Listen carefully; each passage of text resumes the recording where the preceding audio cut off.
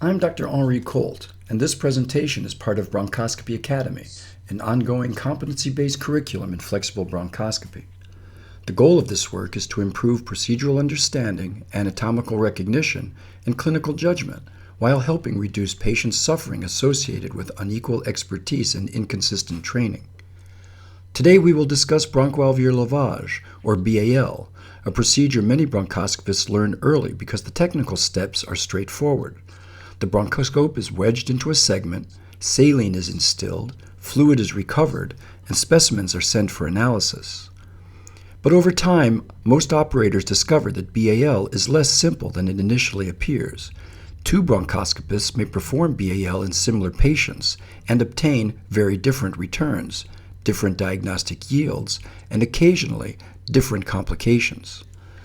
The questions we will consider today are practical. When should BAL be performed? Where should it be performed? How much fluid should be instilled? What determines whether 40% or 10% of that fluid returns? And perhaps more importantly, when does BAL actually help answer the clinical question? And when does it merely add another procedure? Bronchoalveolar lavage entered pulmonary medicine during the 1970s and was at times described as a liquid lung biopsy, a phrase that sounds dramatic but remains useful because it captures what BAL is attempting to do. Rather than simply collecting secretions from larger airways, bronchoalveolar lavage samples material derived from a very large number of alveoli, which immediately explains why BAL should not be confused with a bronchial wash, despite the term sometimes being used casually in conversation. A bronchial wash primarily samples conducting airways, whereas BAL attempts to interrogate distal air spaces, and that difference becomes important because diseases involving alveolar compartments are generally more likely to produce diagnostically useful findings. This is one reason BAL tends to perform better in diffuse infection, alveolar hemorrhage, pulmonary alveolar proteinosis, and selected inflammatory conditions. The disease process leaves evidence within alveoli, and lavage attempts to retrieve some portion of that evidence.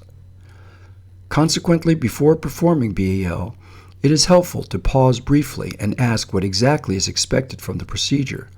Is the goal to identify organisms or characteristic inflammatory patterns? Are we looking for hemosiderin-laden macrophages, malignant cells? The answers may influence not only whether BAL should be performed, but also where sampling occurs, which studies are ordered, and how results are interpreted afterwards. Today, bronchoalveolar lavage is performed routinely in patients with pulmonary infiltrates suspected to represent infection, although the procedure also has applications in malignancy and in alveolar filling disorders such as proteinosis, alveolar hemorrhage, fat embolism syndrome, and lipoid pneumonia. While many of these conditions share is that the pathology resides within or leaves evidence within alveolar compartments. The expectation, therefore, is that lavage fluid may contain diagnostically useful material. This sounds straightforward, but in practice, the anticipated diagnostic target changes how BAL is approached. A patient with diffuse infiltrates and severe immunosuppression raises different questions than a patient with peripheral malignancy or suspected alveolar hemorrhage. The bronchoscopy may appear similar technically, yet the reasoning behind the procedure and the studies ordered afterward may differ substantially. The objectives listed here include indications, technique, patient safety, maximizing fluid return, avoiding complications, protecting equipment, and minimizing discomfort. At first, these appear to be separate topics, but during bronchoscopy they frequently overlap. Patient discomfort may increase cough. Repeated coughing may disrupt wedge position. Poor wedge position may reduce fluid recovery. Reduced recovery may lower diagnostic yield. Small technical problems may accumulate during procedures. Over time, many bronchoscopists discover that procedures which appear technically smooth begin with careful preparation rather than exceptional dexterity, adequate sedation, thoughtful planning, communication with assistants, and anticipation of possible difficulties will influence outcomes as much as the mechanical aspects of bronchoscopy itself. Planning begins before entering the airway. Imaging is used to review the likely distribution of the disease considered. If abnormalities are diffuse, one sampling strategy may be preferred. If disease is focal, another approach becomes more reasonable. Laboratories need advanced notification, especially if unusual microbiologic studies or cytology are anticipating. After enough cases, we notice that many difficult bronchoscopies become easier if the thinking has occurred beforehand. Common indications include infection, particularly pneumocystis pneumonia, peripheral malignancies, alveolar hemorrhage, alveolar proteinosis, occupational lung diseases, and eosinophilic disorders. Diffuse alveolar hemorrhage provides a useful example because sequential lavage aliquots are progressively bloodier, which strongly supports the diagnosis. Pulmonary alveolar proteinosis offers another example where the recovered fluid itself may appear unusually opaque or milky before laboratory studies return. BAL has contributed substantially to understanding inflammatory lung disease. Characteristic cellular patterns have been described in asthma, ARDS, and several interstitial lung diseases, while smokers, former smokers, and non-smokers demonstrate different cellular compositions. Interpretation remains challenging because BAL findings rarely function as isolated diagnoses. Increased lymphocytes, neutrophils, and eosinophils may narrow possibilities, but the information is most useful when integrated with imaging, exposure history, physiology, and the clinical presentation. Although there are no absolute contraindications, physiology deserves attention because BAL-induced hypoxemia may persist for several hours, and large volume lavage occasionally worsens respiratory insufficiency. This becomes particularly relevant in patients who have already had a limited respiratory reserve. In unstable patients with severe hypoxemia, the procedure itself may contribute enough additional stress to precipitate their deterioration.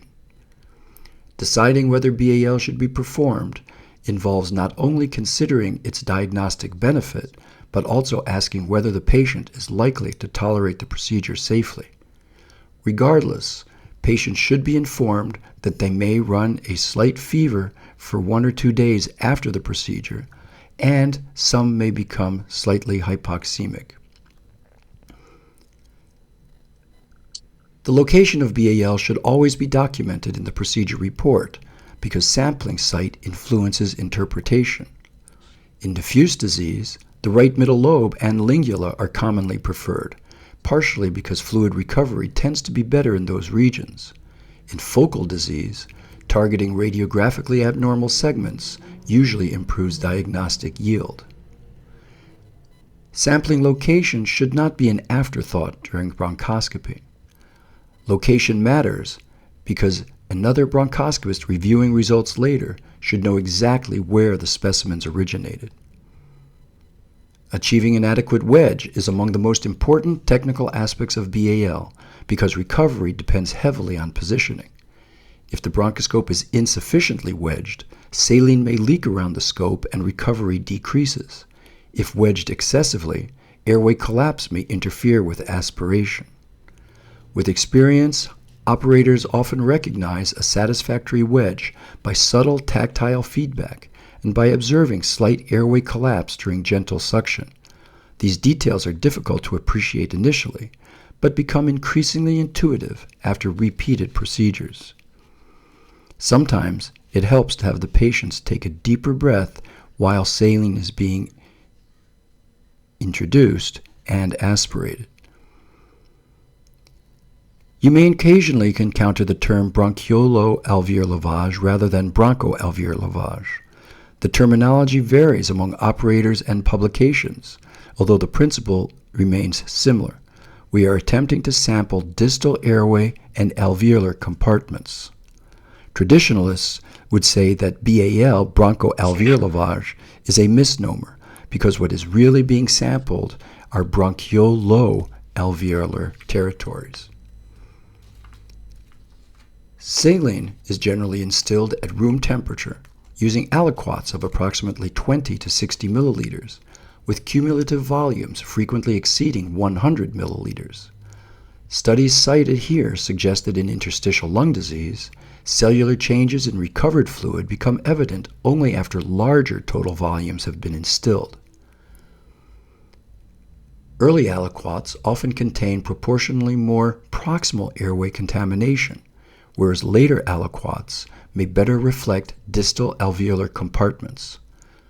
The image shown illustrates one example of a gravity bag technique in which saline is delivered gently into the target segment.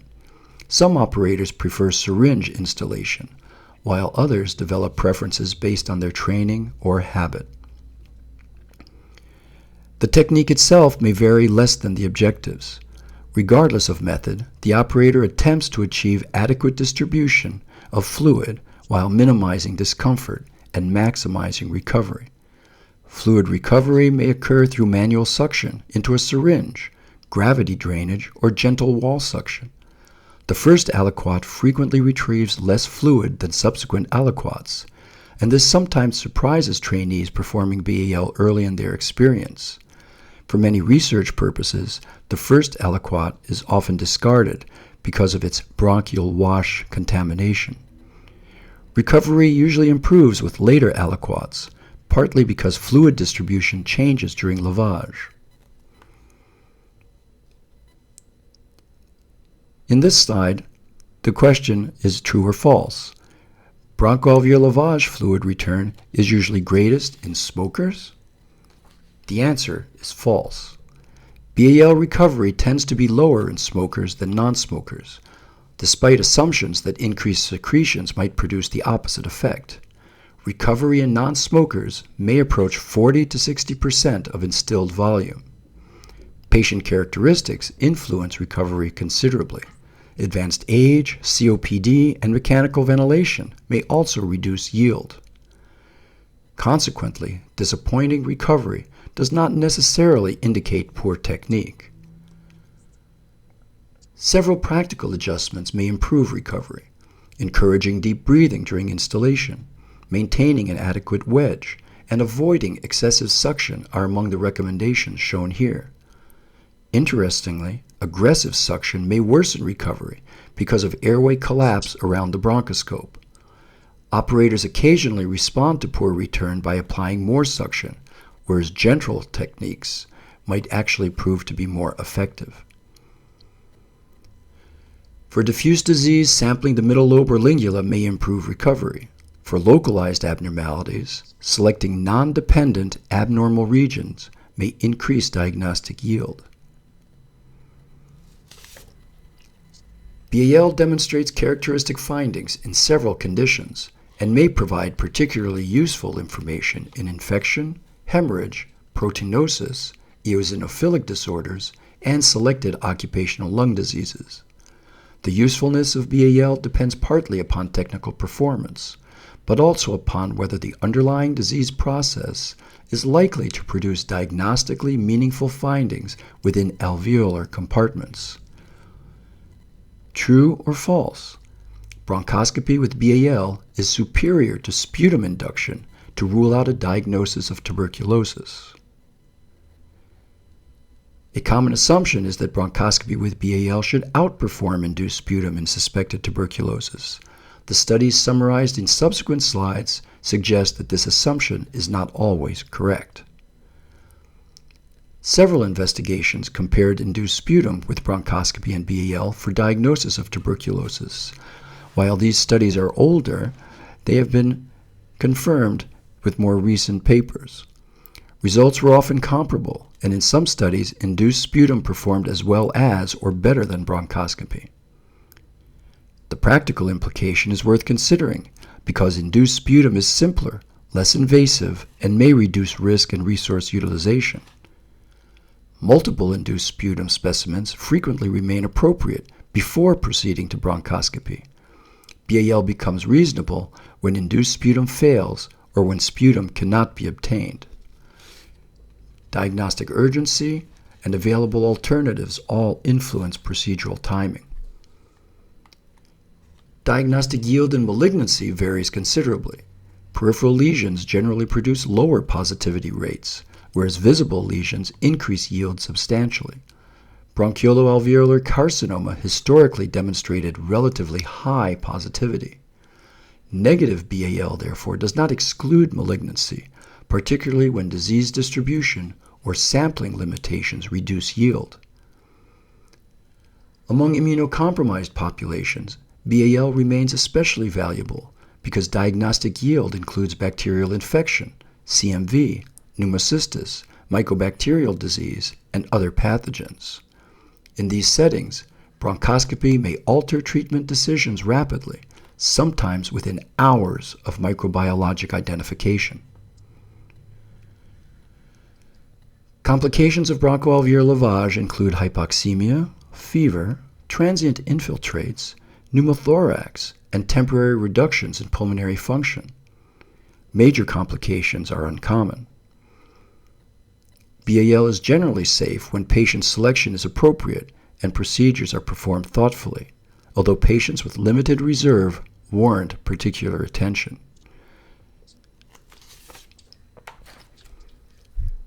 These final slides summarize several useful reminders. Avoid rapid, repetitive suctioning. Maintain stable positioning.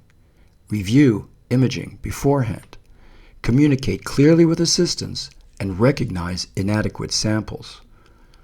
A sample with very low recovery or excessive bronchial epithelial contamination may be technically inadequate, and acknowledging limitations remains preferable to overinterpreting poor specimens.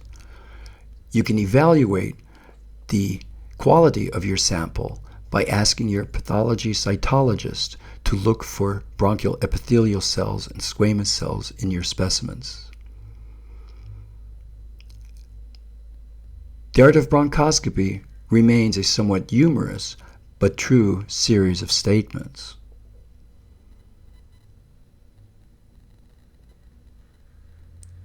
Bronchoscopy Academy is part of an ongoing competency-based approach to bronchoscopy education. Our goal is to reduce patient suffering caused by unequal procedural expertise, inconsistent training, and preventable error. Additional educational resources, reflective essays, and narrated lectures are available at bronchoscopy.org and henricolt.substack.com.